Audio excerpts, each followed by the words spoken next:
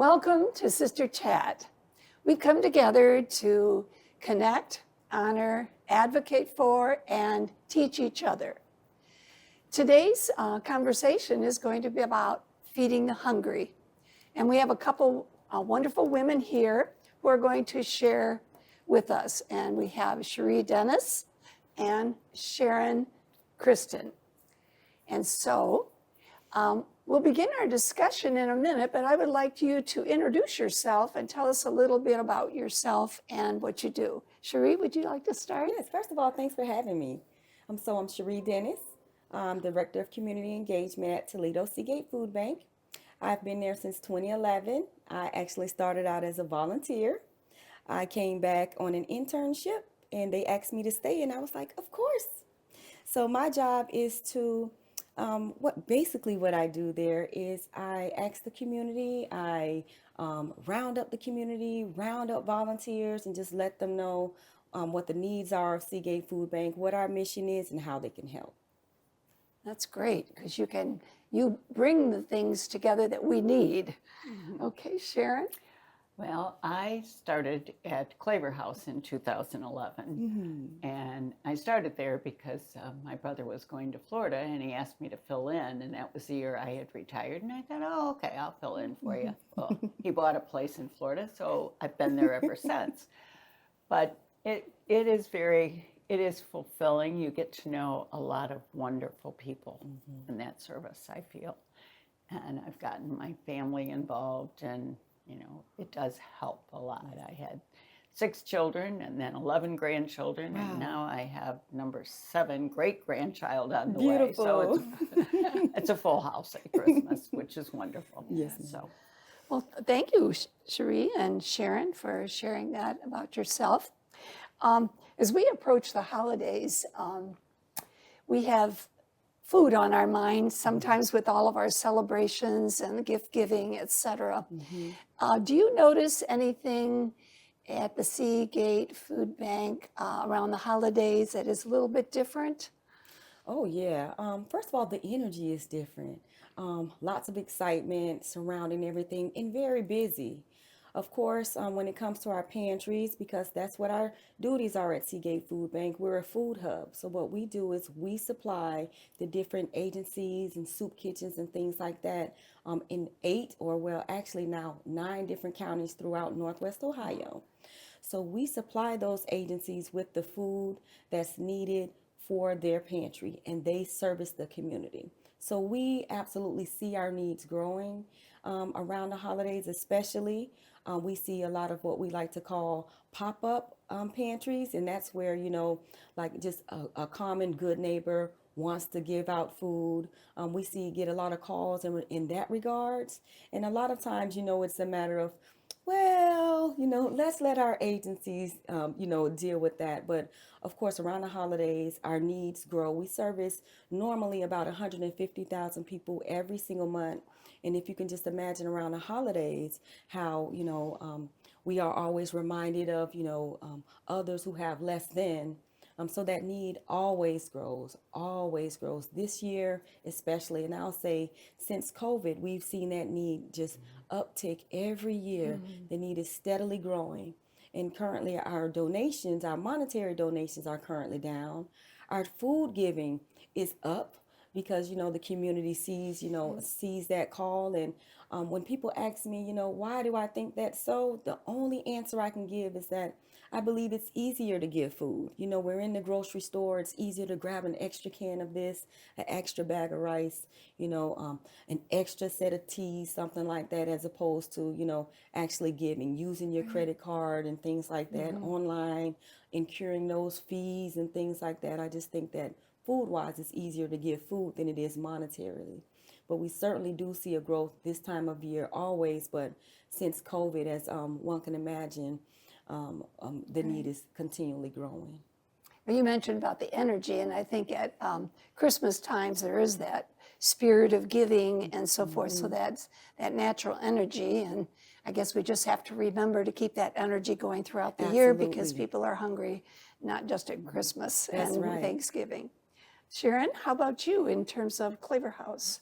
well, with Claver House in the last several years, we've been doing more of a Christmas drive so everyone ends up with a gift at Christmas. And it's been amazing the amount of people that have responded to us in the community. We have the labor unions that have donated a lot of money that enables us to be able to give the things that people need. Wow. You know, toothpaste, toothbrush, you know, all of those type of things that they don't necessarily have. And it is always, it's rewarding to see how many people are generous and Absolutely. putting it together. Absolutely. That's the thing about the community. The one thing about like what we see at Seagate Food Bank is wherever we put out a call, like even sitting here having this interview today, whenever we put out a call, the community always answers.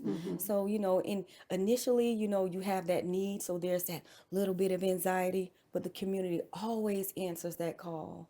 So just being a citizen of Northwest Ohio, a citizen here in Toledo, it really is a blessing because, you know, through all of the fog, you know, we all, you know, when it's time, we all unite and just help our neighbors. So it's totally neighbors helping neighbors, which is the foundation of Seagate Food Bank. So it's just a beautiful thing to see. And that's a beautiful thing to hear about how, you know, the unions and everybody come together to meet the needs of your organization. I also work at Claver House, and so we have casseroles that are donated from a couple of different parishes. So we use about 4 casseroles a day, and so this is a very generous. The parishes put that out too. If you know people want to make a casserole, and then we make other things. We make soups and salads and things with whatever is available. So all those donations come that we can do that. And one thing one of our volunteers of 34 years said is that people come and they leave with food, but they also leave with respect. And I think that's the thing that we share. It's not just giving, we share with them what is theirs. You know, the holidays are on our mind right now, but what about the need all the time? What could we suggest to people for during the year because they're hungry all the time? Cheri? Well, I start with volunteering. So at Seagate Food Bank, volunteers are the heart of our organization. We're a small organization as we are Ohio's only independent food bank. So that means that we're independent of any corporate backing. So we're not a part of Feeding America. We're not a part of the Ohio Association of Food Banks. And that really does matter when you consider in the entire United States, there's only 5 independent food banks, and we happen to be one. So, of course, when it comes to, again, when I say that we're small staff, I think that currently we have 12 full-time staff members, and we service 150,000 people every single month. But we do that with the help of our partnered agencies. So, again, those soup kitchens, your schools, as well as your domestic violence shelters, your homeless shelters. With the help of those entities, they help us distribute that food to those 150,000 people. But then how do those food boxes get packed? How does that food get separated? Because we're really big on service in the community with dignity. Whenever donations come in, we're always checking for expiration dates. We're checking to make sure that cans of food have labels, you know, that, you know, things of that nature. No boxes are dented, that sort of thing. No bread is stale. We don't give out things like that at Food Bank, at Seagate Food Bank, contrary to popular belief. So, but volunteers. So we do need volunteers to help us in our mission with just getting the word out, coming out, helping us pack those senior boxes, coming out, helping us sort through those food donations. And then we have other programs like Project PJ. So that's where the community would donate bedtime items, newly or gently used bedtime items. So slippers, PJs, socks, pillows, blankets, stuffed animals, that sort of things. So we need those things to be bagged up, to be, you know, size appropriate. So volunteers are totally the heart of our organization. So I like to start with volunteering because a lot of times we don't have monetary, you know, monies to give to a charity, but giving Right. your time, giving your efforts, like that totally makes a difference. Yes, And it it makes you does. feel good as well. Yes, volunteering is very important. Yes, Would you like ma'am. to, Sharon? Would you like to add on? I just feel like volunteering is rewarding in itself. I think if Right. people start doing it, they have a lot of food for their soul, pretty Yes, ma'am. much. That Yes, ma'am.